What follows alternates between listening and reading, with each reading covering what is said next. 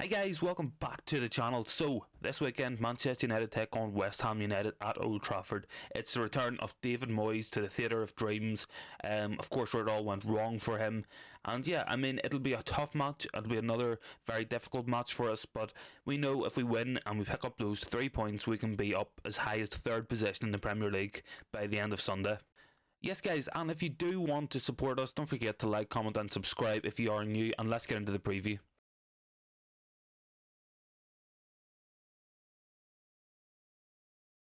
As for West Ham, of course, they're sitting mid-table. They are exactly 10th. They have 14 points after 12 matches, scored 11 goals and conceded 12. So it is a low-scoring game for West Ham. As always with David Moyes, it is the effective low blocks.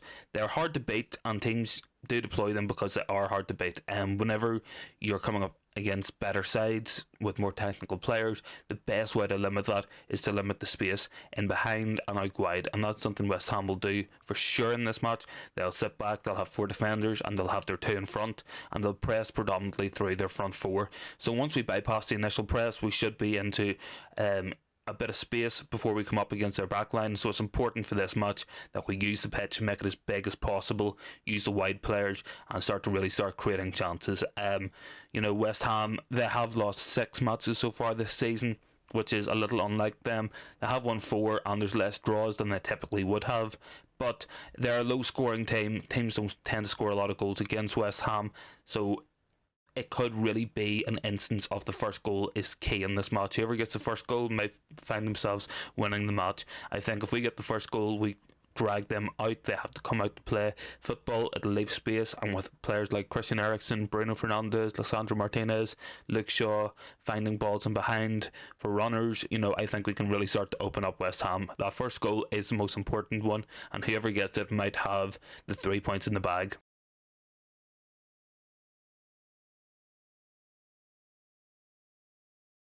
Okay, so how would I line up to beat West Ham? I think we need to go for David De Gea in net. No other goalkeepers, it will be De Gea. We know this already. I think back 4 has to be Diogo Dalot. I think he's been excellent this season. I think he definitely deserved his goal midweek, and I hope he can continue his good form. I'd like to see Victor Lindelof and Lisandro Martinez as centre back. If Harry Maguire does play, I think he can have a decent match against Gianluca Scamacca. Scamacca isn't a quick player, but he is very good in the air. He's very strong with good hold-up play. So hopefully Harry Maguire can deal with the aerial presence if he does play. Lisandro Martinez has to play. Best ball-playing centre back, arguably in the Premier League. Certainly at Manchester United, he's absolutely fantastic on the ball. Great player, great signing, has to start. Luke Shaw at left back for me is essential. Malacia has been good, but Luke Shaw has a superior quality on the ball. Everything he does is crisp, it's really technical, it's really good, and I think Luke Shaw has to play. Moving forward, of course, we're going to have Casemiro, Bruno and Eriksen as field 3. I think Casemiro will have a very important role to play in this match. Should Victor Lindelof and Lisandro Martinez come up against Gianluca Scamacca, it'll be up to Casemiro to screen the space in front of them, hopefully cut out the initial header to Scamacca, the initial long ball, and prevent them from bringing the likes of Jared Bowen and Said Benrahma into play. So Casemiro has to have a good match for me. I think Christian Eriksen and Bruno will be very important. We need our most creative players to really play well. I mean, I certainly think Bruno hasn't been playing at the peak of his powers of recently. He has created a lot of chances, which is good, and I think certainly if we were a bit more clinical, stats wise, Bruno Fernandes would look a bit more impressive than what he has done. Christian Eriksen is racking up the assists. It's good to see, especially from your deep lying playmaker, and I hope that Christian Eriksen can continue his good form in midfield. Moving forward, I want to see Ronaldo through the middle, Antony on the right, and Marcus Rashford on the left. Marcus Rashford, I think, has always been better on the left, more effective. It suits his game better. He definitely gets more goals. I think Erik ten Hag likes what he sees from Rashford through the middle. Predominantly, he has been used there, so I would be kind of surprised if Erik ten Hag did put him on the left for this match, but I think personally he should. But I'm not going to sit here and tell ten Hag how to line up his team. I think certainly that if he went for Rashford through the middle and Jadon Sancho on the left, I think that's a possibility. But I would like to see Ronaldo through the middle. I think he will occupy Kurt Zouma very well. Kurt Zouma has a 91% aerial duel success rate in the Premier League this season. It's absolutely sensational. He is one of the best in the entire league for clearing out the ball, be it with his head or with his feet. So I think if we can occupy him and occupy the back of his mind with Ronaldo and have Ronaldo loitering around, shadowing him in the box, I think we can start to divide their two centre backs. Certainly pull Zuma away from Timo Kerr, and I think the likes of Casemiro, Bruno, Rashford and Antony can certainly take advantage if we can create gaps in their defence. I think that is perhaps going to be Ronaldo's role. I know that it's not the most glamorous role, kind of being a dummy, a screen for other players, but certainly until we get the first goal, I think this will be a very effective way of playing. If we get the first goal, we open them up, they come out, they have to play, there'll be more space for Ronaldo. Of course, we can start to play the ball in and around the box, especially with the likes of Thomas Souček moving up, Declan Rice pushing up the pitch if that does happen. I think an avenue for success certainly will be Antony against Aaron Cresswell.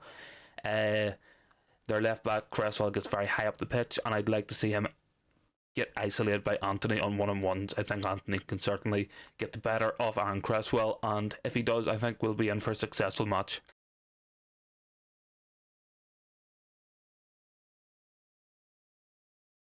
So, how are West Ham likely to line up? West Ham will line up with Lucas Fabianski in goal. They'll have Ben Johnson at right back. Kurt Zuma will partner Timo Kerr at centre back. Of course, we will see Aaron Cresswell at left back. Moving in the midfield, it'll be Declan Rice and Thomas Souček. I think that's certainly their best midfield partnership. I think Declan Rice is a fantastic footballer. He's very underrated on the ball, as well as his off the ball contributions, which we all know about. Thomas Souček, he's effective, he's good at making late runs into the box. It's something we have to watch out for, but we can certainly exploit Souček. I think he is the more hot-headed of the two. He picks up more bookings, more red cards, and he's more easy to drag him out of position. He can lose concentration, and it's certainly something we can exploit. Hopefully Christian Eriksen can get in and around him and certainly pull him out of position, create a bit of space for the likes of Luke Shaw in the overlap to really start to open up West Ham's low block. Moving forward, it'll be Downs at 10. It'll be Said Benrahma on the left. Pending fitness, of course, Jared Bowen will start on the right. Certainly West Ham's best player, in my opinion, outside of Declan Rice, best attacking player. And I think it'll be Scamacca through the middle. Looking at the stats, certainly in the offence, the two key players for West Ham are Jared Bowen and Gianluca Scamacca. Scamacca has played 17 matches and scored 6 goals, whereas Bowen has 5 in 17 as well. Interestingly enough, both their key players in attack don't have any assists this season. I think this definitely points towards two players who are being used for the final phase of attack. So Scamacca has balls going into his head and into him in the box, and Jared Bowen is looking for flick-ons and certainly arriving late at the back post to sweep up. So it'll be very important for Luke Shaw to keep his concentration. It is a weakness of Luke Shaw's game to, of course, let players in behind him. Sometimes he isn't the most positionally aware, and he needs to be on top of his game, certainly against Jared Bowen, who is a very capable opposition.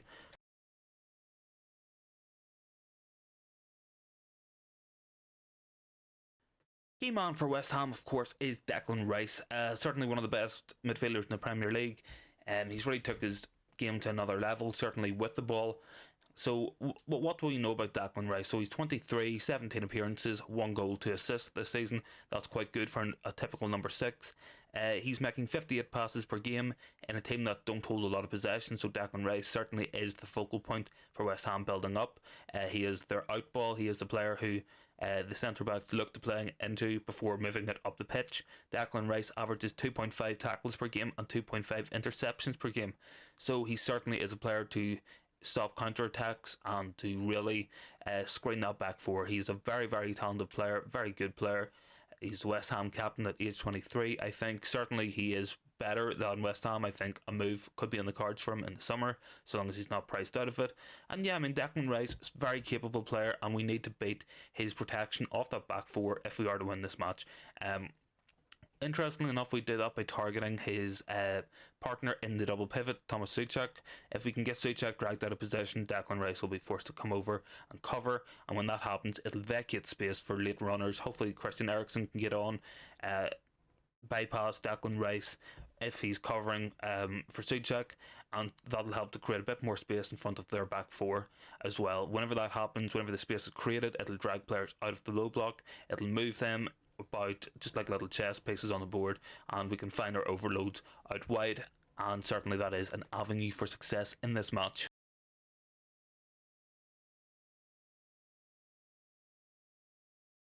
Okay, so how can Manchester United beat West Ham? What we need to do is bypass the initial press. This will require us to be good playing out from the back. That's why I think Lindelof and Martinez need to play. Certainly with Casemiro dropping deep, that's a very capable ball playing trio. And then what we need to do, Bournemouth did this really well against West Ham. They lost the match, but what they did do was clip the ball over the initial press. West Ham only pressed through their front four. This will create a big gap between the front four and the midfield, allowing Christian Eriksen and Bruno Fernandes to pick up the ball in good positions with time and space ahead of them to pick out the wide players. So we need Antony and Rashford to hold the width. We need to see Dalot and Luke Shaw coming up as well. So when Antony and Rashford naturally invert, the fullbacks need to push out wide, hold the width, and make the pitch as big as possible. By doing this, it'll allow us to create cutbacks and crosses to the near post and the far post. What we need to do is avoid the entire middle section, that space between the two centre backs. Kurt Zuma's aerial win dominance is staggering, and it might not be worth our while using our chances when we have the space out wide and wasting crosses by crossing it straight to him. But Ronaldo can certainly create a little bit of space, pull Zuma away from Kerrer. This might allow Bruno Fernandes to come in as a late run into the box. We can look for Rashford on the back post, look for Antony on the near post. Certainly it's avenues for success. We need good crosses and good cutbacks from our fullbacks. Dalot and Luke Shaw have been very good at this season, and by doing that we can help to create more chances. Certainly for the Liverpool match where West Ham lost, Mohamed Salah had a lot of joy against Aaron Cresswell. Certainly I hope Antony can be isolated against Cresswell. Cresswell will bomb forward to provide crosses into the box for Scamacca, so hopefully we can find Antony in behind.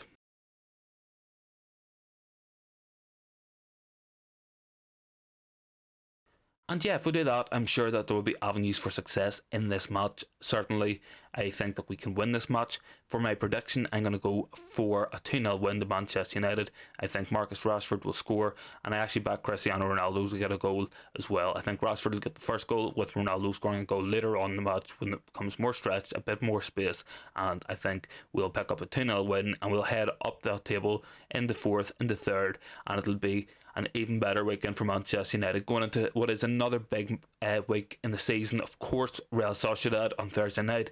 We win that match, we can win the group, go into the round of 16 of the Europa League, and that'll be a very, very positive thing for us in Erik ten Hag's first season. So yeah guys, that's my prediction. That's the preview pretty much wrapped up. So just as always, don't forget to like, comment and subscribe. I will see you in the next one for the review of this match. We'll probably go live on YouTube and on TikTok for it. So yeah, stick around for more. Thanks for watching guys. See you in the next one.